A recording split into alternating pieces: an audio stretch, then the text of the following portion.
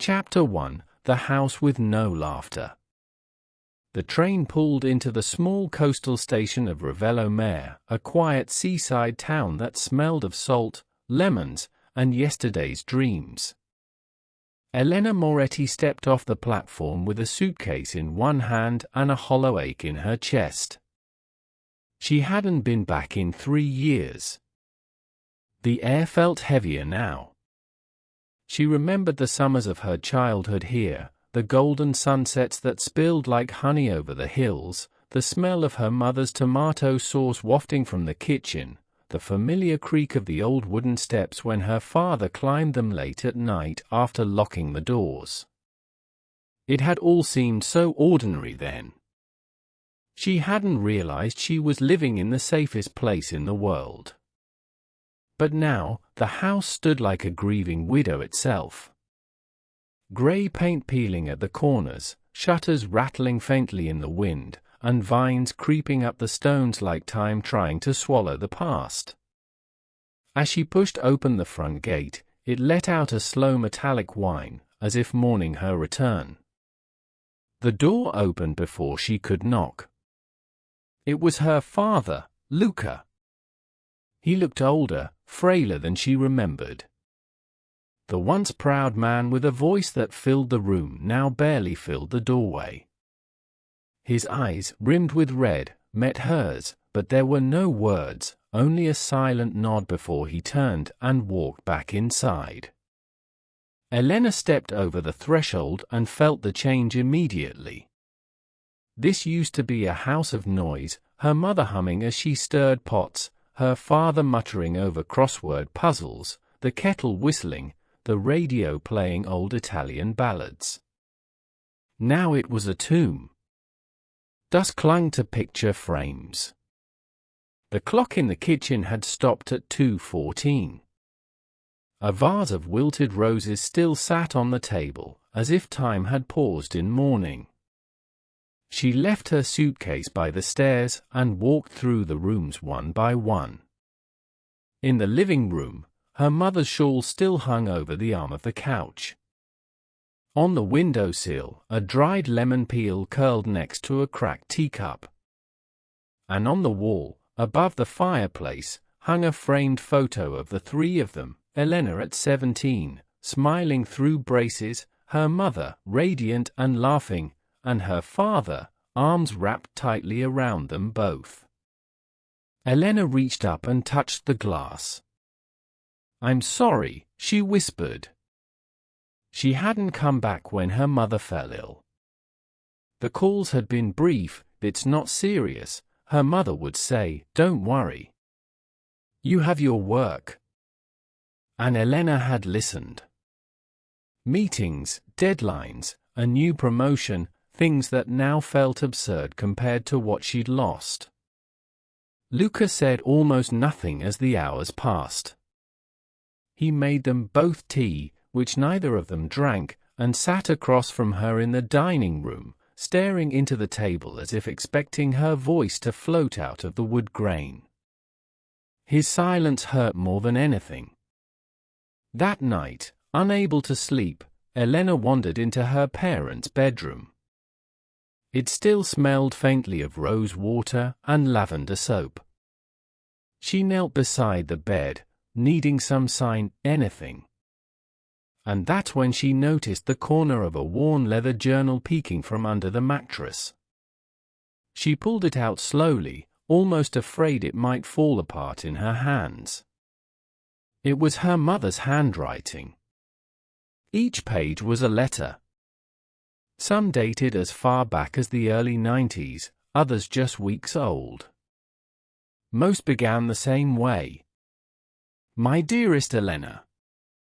They were filled with advice, love, quiet hopes, and regrets. One letter recounted how her mother had cried the day Elena left for university.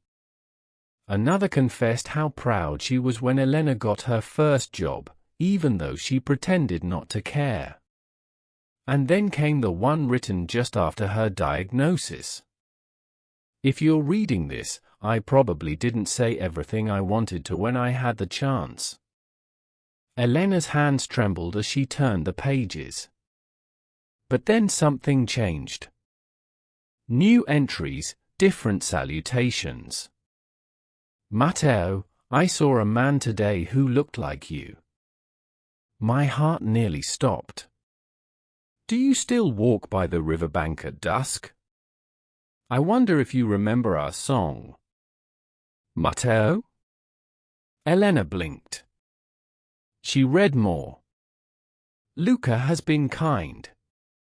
He's given me everything a woman could need. But part of my soul of Matteo, you still have it.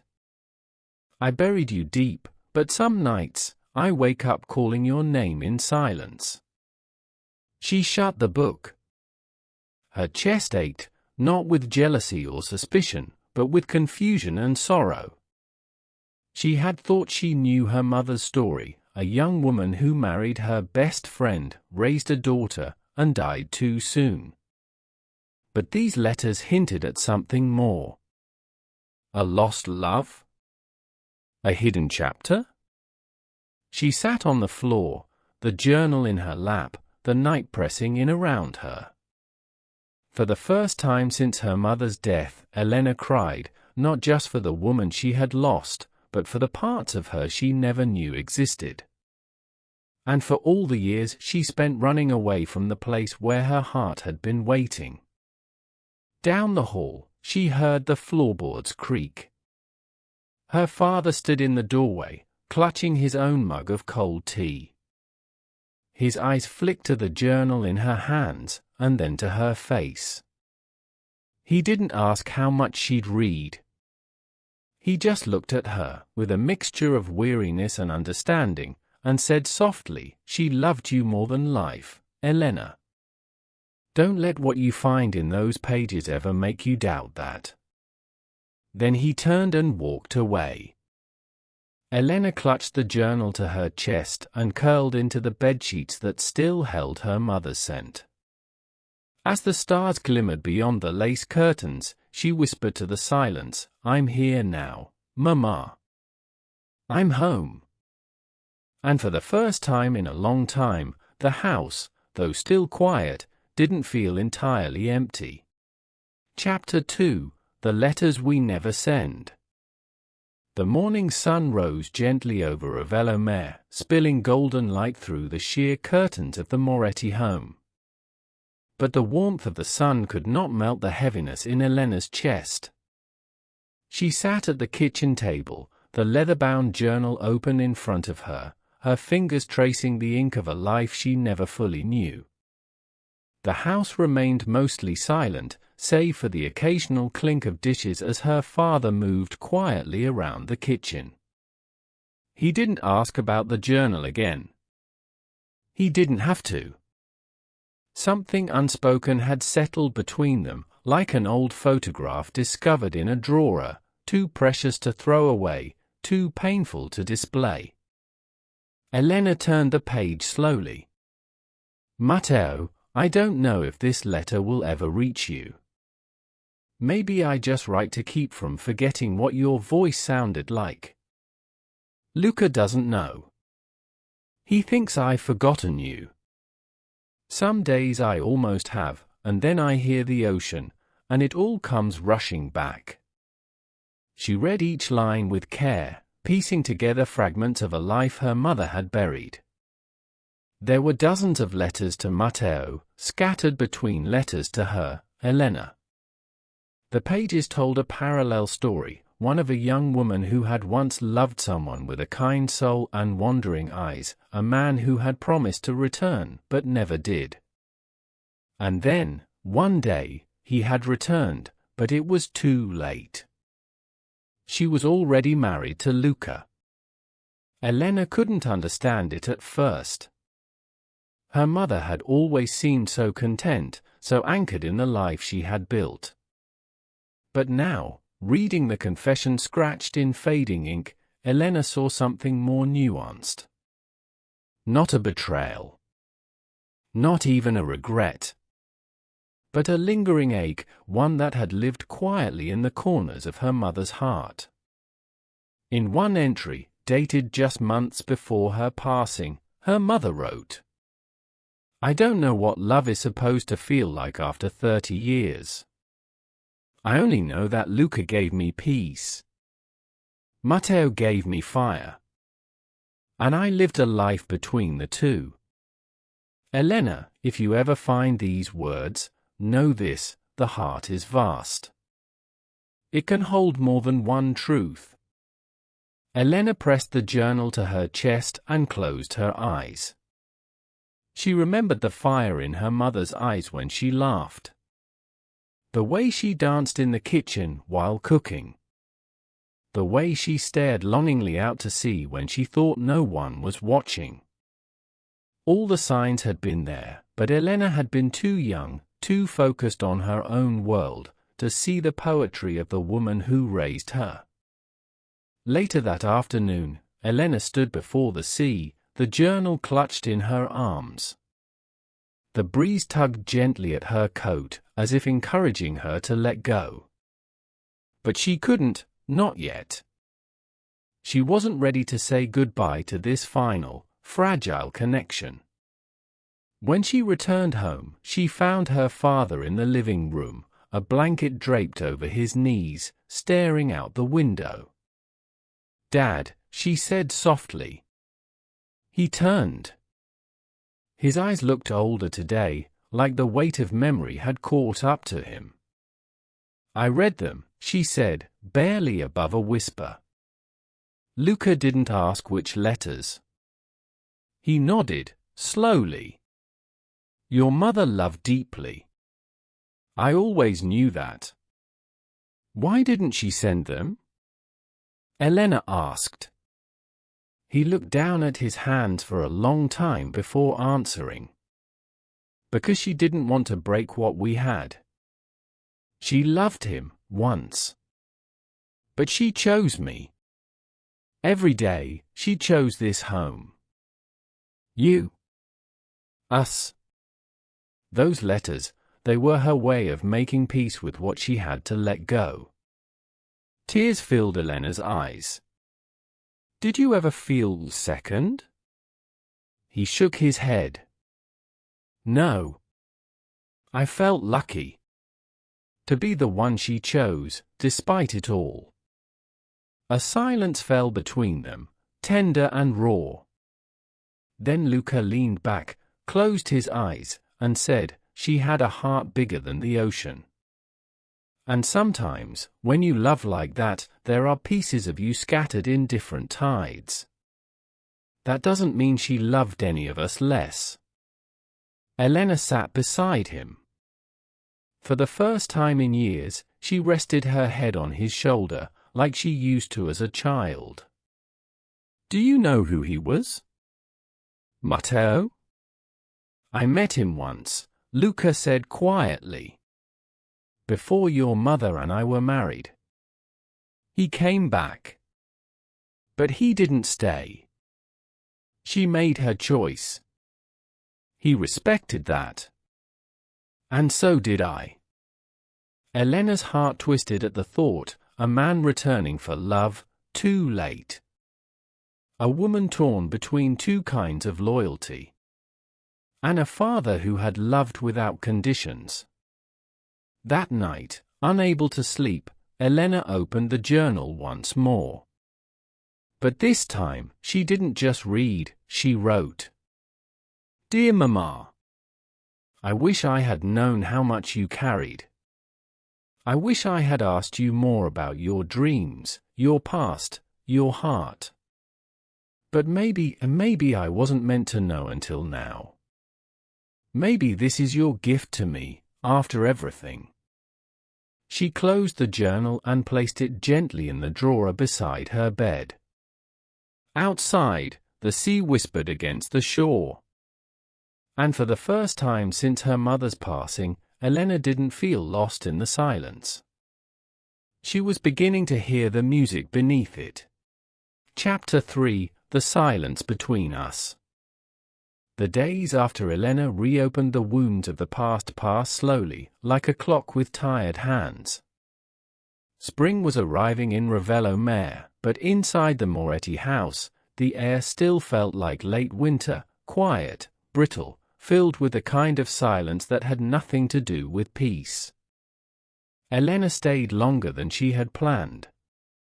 At first, it was because of the letters, but now it was something else. Something deeper.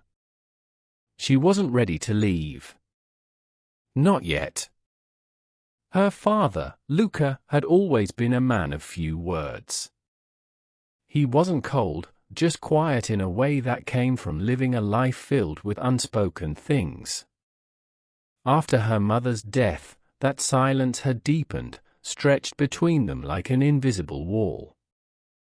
They shared space but not stories, meals but not meaning. One afternoon, Elena tried to break that wall. "Dad," she said as he stirred a pot of soup in the kitchen. "Can I ask you something?" He nodded, not looking up. The wooden spoon moved in slow circles. "Do you ever think we stopped talking a long time ago? Even before Mom got sick?" Luca didn't answer right away. He set the spoon down and turned off the burner. "I think we all started keeping things inside," he said finally. "Your mother had her letters. I had my silence. And you had your distance." The words weren't cruel. They were just true. Elena sat down, her throat tight. "I didn't mean to stay away so long. I thought I had time." Luca nodded. "So did I." There it was again, that soft ache. That shared guilt. Time, they had learned, was not generous. It never told you when it was running out. Later that evening, Elena went to her old bedroom, pulled out a box from the closet, her box of away years. Photos from the city, receipts from forgotten nights, letters from friends she hadn't spoken to in ages. She found one postcard addressed to her mother, never sent. "Mama. The city's loud. Too loud. I miss the smell of your tomato sauce. I miss the sea breeze. I miss you. I don't know why it's so hard to come home, but it is. Maybe I'm scared that you'll see I haven't really become the woman you believed I could be." She read the words and felt tears sting her eyes. She had thought of her mother as a constant, always waiting, always understanding. She had never considered how her absence might have carved new silences in a woman already carrying old ones. The next morning, Elena found her father in the garden, pruning the overgrown rose bushes. Her mother's roses. Did you know she kept pruning them even when she was sick? Luca said, "He's back to her." Elena walked over, picked up a fallen bloom. "Why?" She said beauty deserved attention. Even when life felt ugly. They stood together in the soft light, the scent of roses wrapping around them. It was the closest they had felt in weeks. "Do you think she forgave me?" Elena asked quietly. "For what?" "For leaving. For not being here. For missing things." Luca set down his shears. "Your mother didn't hold grudges, Elena. She only held hope. She hoped you were finding happiness, even if it meant she missed you." A bird chirped from the lemon tree, and Elena felt something in her chest begin to loosen. Later that day, she made dinner, pasta al forno, just like her mother used to. The sauce wasn't quite right, and the crust burned slightly at the edges, but when she placed it on the table and her father smiled, she felt something flicker. A thread, reaching across the silence. They ate quietly at first. But then Luca began to tell her a story, one about the time her mother burned the sauce and blamed the cat, who had nothing to do with it. Elena laughed, and Luca chuckled softly too. The house, for a moment, remembered laughter. After dinner, they washed dishes side by side. "You know," Luca said as he handed her a wet plate, "there's still more to learn about her. Even for me. We were married for 30 years, and still, I find myself wondering what she was thinking when she looked out at the sea." Elena nodded. "I wonder that too." Luca paused, then added, "Maybe we can wonder together." No more silence. "Not like before."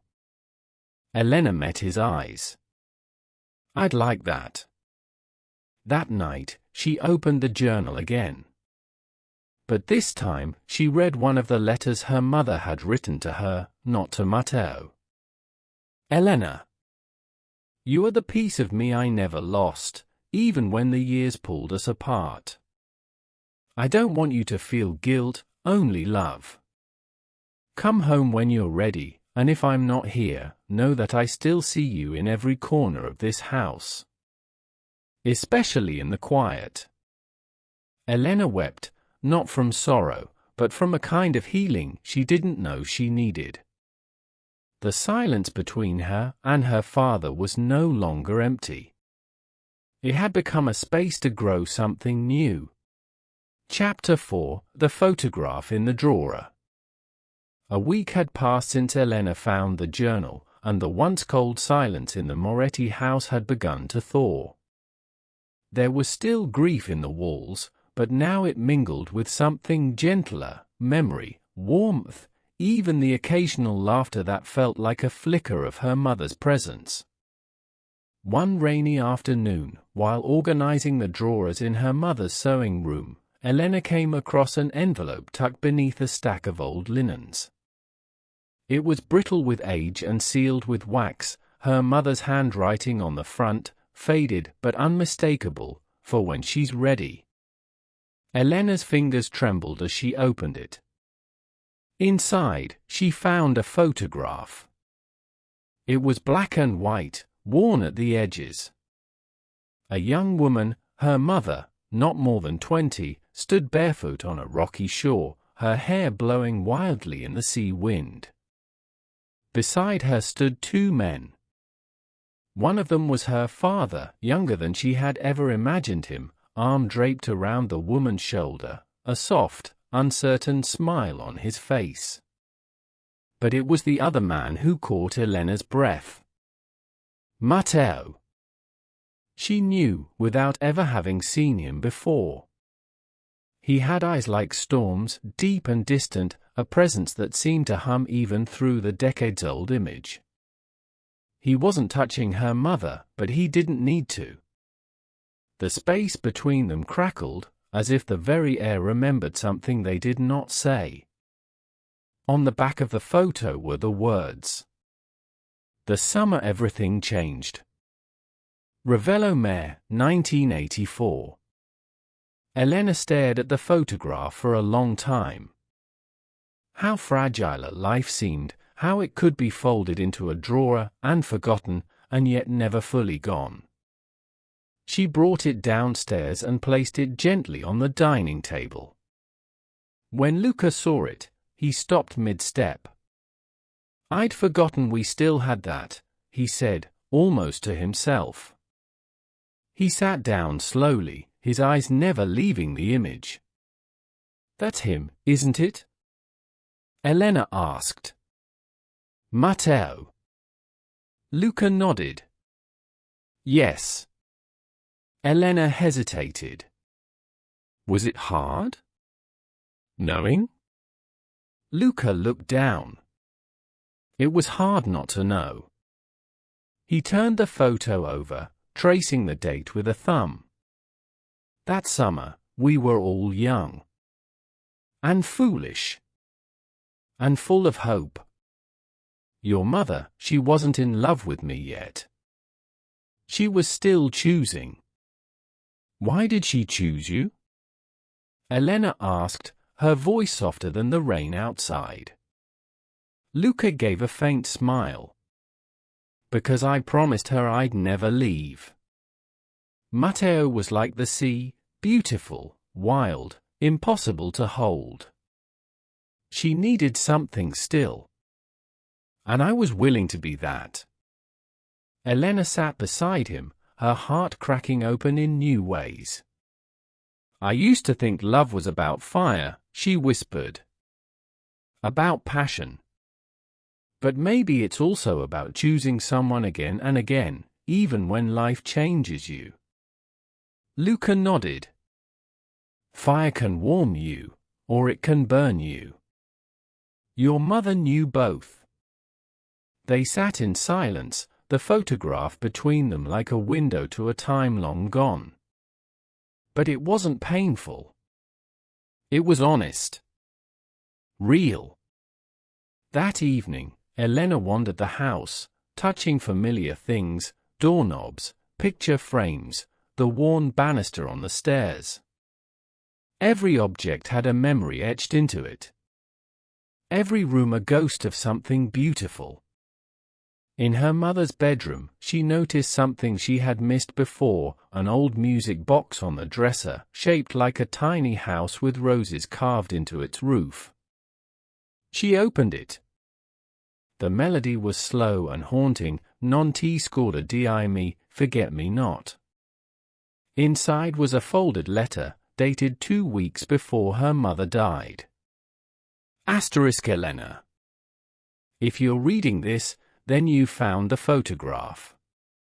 I wondered whether I should destroy it, but I couldn't. That moment in time was part of who I was, and if you're ever to know me fully, you must see it too. You are not the product of perfection, but of choices, messy, complicated, beautiful choices. And that makes you stronger than you know. Love is not always loud. Sometimes, it is found in the quiet dinners, the shared silences, the forgiveness we give without being asked. Your father gave me that kind of love. And Matteo, he gave me the courage to follow my heart, even when that path led me somewhere else. You are the best of all of us. Keep this house filled with laughter. Mama. Asterisk. Elena folded the letter and held it to her heart. It was then, in that quiet room, that she made a promise, not just to her mother, but to herself. She would not let this house become a shrine to grief. She would let it breathe again, live again, even if it meant repainting the walls, hosting Sunday dinners, and opening every window until the laughter returned. She would let the past be a story, and the future a chance. When she came downstairs, she found her father watching an old family video. Her mother's voice rang through the television like birdsong. I want to bring the joy back, Elena said, standing in the doorway. Luca looked at her, tears in his eyes. Then let's begin. And just like that, something shifted. Not everything healed. Not yet. But something had started. Chapter 5 On a Sunday for Two. The following Sunday, the Moretti house smelled like tomatoes, garlic, and olive oil again, just like it used to. Elena stood at the stove, her mother's apron tied around her waist, her sleeves rolled up, and her heart cautiously open. It had taken her an hour just to get the sauce right, but she didn't mind. Every stir, every pinch of salt, was a conversation with a memory.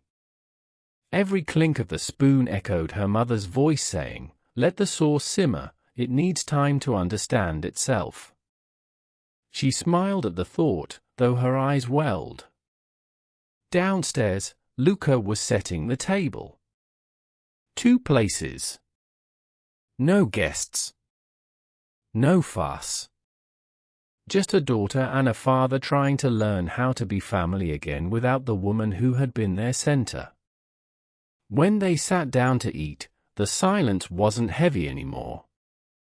It was gentle, companionable. And after a few bites, Luca looked up and said something unexpected. "It tastes just like hers." Elena paused mid-chew, her throat tightening. "Really?" He nodded, swallowing hard. She would have been proud.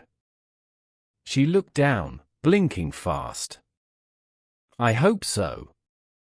They ate slowly, talking about little things at first, how the neighbors were doing, the mess the wind had made of the lemon tree, the fact that the sea seemed to have grown louder at night.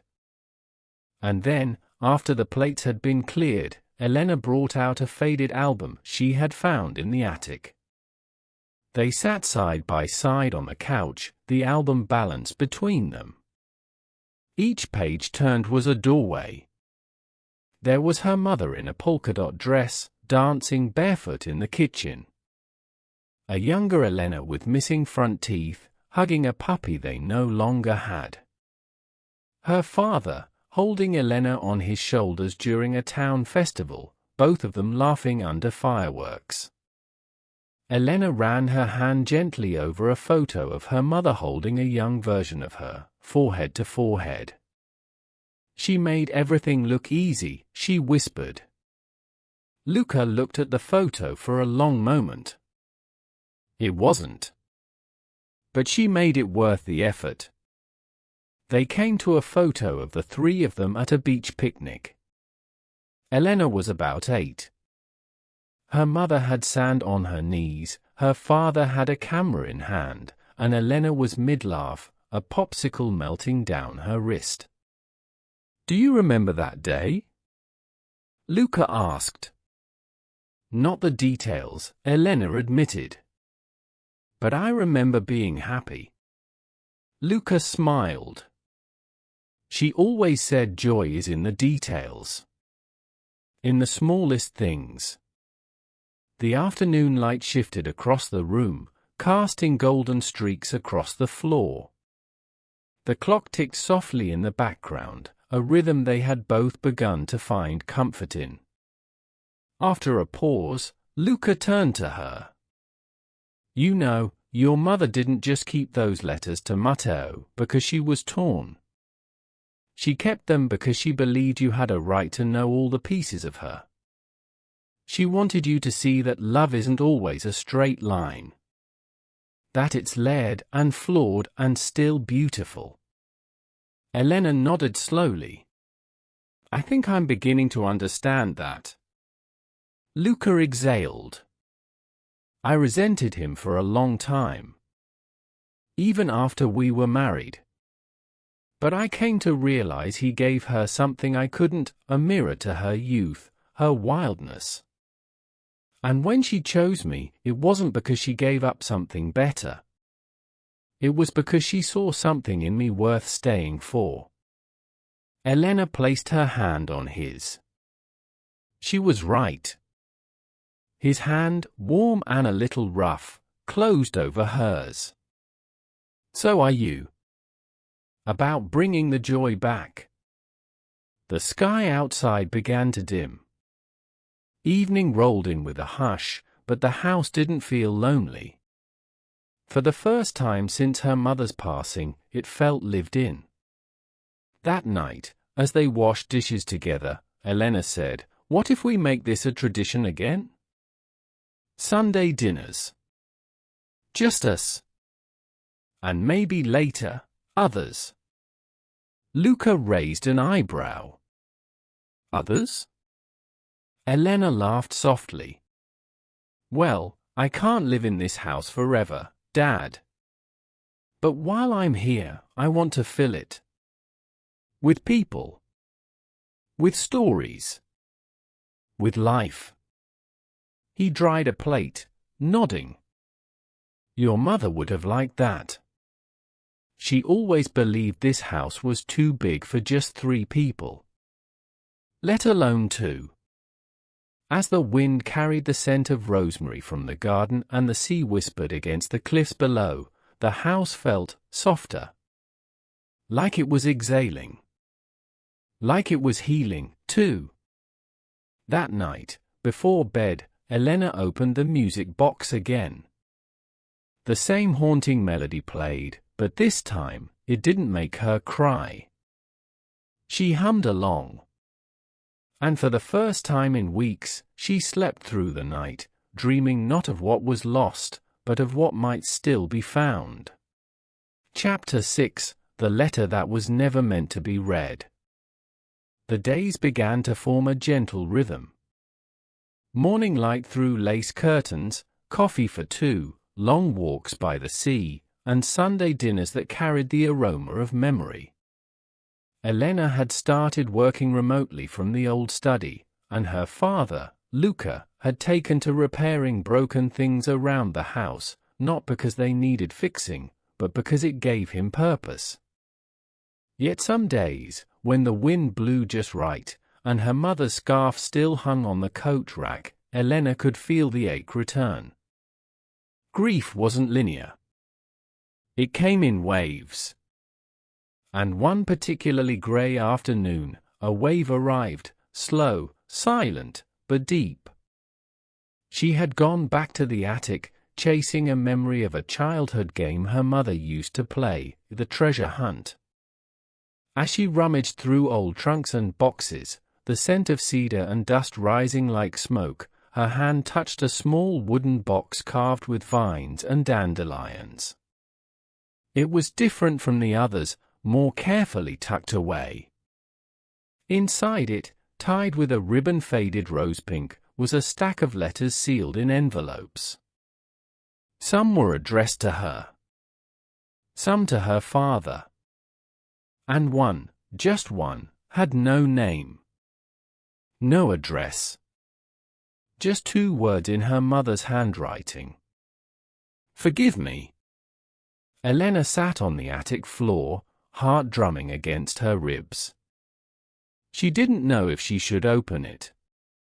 But something told her her mother had written it for someone who would never read it.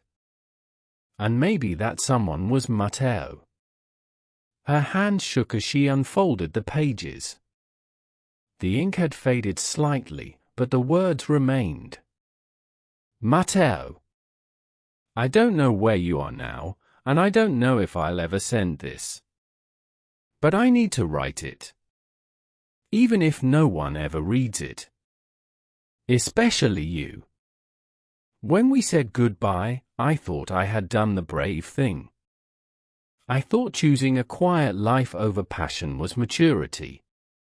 But there were moments, many, many moments, when I questioned that choice. I would see your eyes in strangers. I would hear your voice in the wind. And in my dreams, I would walk the cliffside and feel your fingers brush mine again. But then I would come home. And there would be Luca. Steady. Gentle. The man who stayed. Who made coffee each morning. Who built our lives with both hands, even when mine trembled. There is no hero or villain in our story. Just a girl who couldn't hold the sea, and a man who offered her the shore. I loved you, Matteo. A part of me always will. But I chose Luca. And I chose the life we built. And I do not regret that. Still, some nights, when I look at the stars, I wonder if you're looking too. Forgive me. Always. Isabella. Elena finished reading and pressed the pages to her chest. It was as though she had just met her mother all over again, not as Mama, but as Isabella. A woman with doubts, longings, and impossible choices. A woman who, in her own way, had loved fully and let go gently. She brought the letter downstairs. She didn't speak. She just placed it in front of her father as he was oiling the hinges on the back door. He looked at it. Then at her. "Are you sure?" Elena nodded. "She wrote it for him. But maybe it was meant for us too." Luca opened it slowly. He read it once, then twice. Then closed his eyes. His shoulders, always so squared and sturdy, softened as if the truth had been a weight he didn't know he still carried. "I knew she still thought of him sometimes," he said quietly. "And I hated that, until now." Elena said nothing. Luca placed the letter back in its envelope. "She didn't stay with me because she was afraid to choose him. She stayed because she saw something in our life worth growing. That means everything." Elena sat beside him. She wanted us to know all of her. The cracks, the shadows. I think that's her last gift. They didn't need to talk much after that. The house felt quieter than usual, but not with grief. With reverence. As if every room had just sighed in relief, grateful that the truth had been spoken aloud at last. That night, Elena lit a candle on the windowsill. Not for mourning, but for memory. The sea outside glittered with stars, and she stood for a long time, holding her mother's journal in one hand and the photograph in the other. She whispered, "I forgive you, Mama. For all of it. And I hope, wherever he is, Matteo does too." She turned out the lights, kissed her father good night, and went to bed with a heart heavy in a different way now, not with sorrow, but with the weight of love, loss, and understanding. Chapter 7: The Laughter Returns. Spring arrived quietly, like a guest returning to a long empty home. The trees near the cliffs were blooming again, and the sea shimmered beneath the rising sun like it, too, had forgiven the past. The Moretti house was no longer silent. There were still quiet mornings, of course, mornings of coffee and gentle music, of Luca reading the paper while Elena typed at her laptop, her hair tied up with one of her mother's old scarves. But the silence had changed. It no longer echoed like absence. It pulsed with peace. One Sunday, as if something in the air had shifted, Elena laughed. It was just a small thing. Her father had dropped a lemon tart, face down, after proudly declaring it his greatest creation since sliced bread. But the moment the tart hit the floor, splattering sugar and lemon curd everywhere, Elena burst out laughing.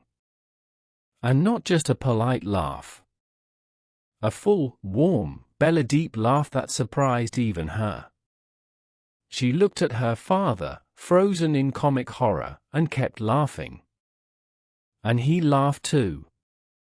That afternoon, while cleaning up the mess, they played music on the old radio. Elena danced barefoot in the kitchen. Luca, awkward but smiling, joined in. For a second, the world paused, time folded, and the house remembered. Remembered Sunday afternoons with Isabella dancing in that same kitchen, apron fluttering, hands floured, humming to herself. It was in that moment that Elena understood, grief doesn't leave. But joy can still return. Later that week, Elena organized a small dinner. She invited a couple of neighbors, her childhood friend Julia, and even the grumpy old librarian, Mr. Capaldi, who surprised everyone by bringing his homemade gnocchi. The table was full of mismatched plates, flowers picked from the garden, and the kind of laughter that echoed into the night. It wasn't perfect. The bread burned. Someone spilled wine. The dog stole a meatball. But it was beautiful.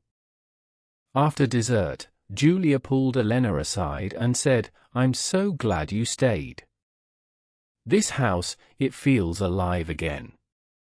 Like your mom is still here, somehow." Elena smiled, eyes glassy. "She is. In every laugh. In every recipe. In every note of that old music box." She paused.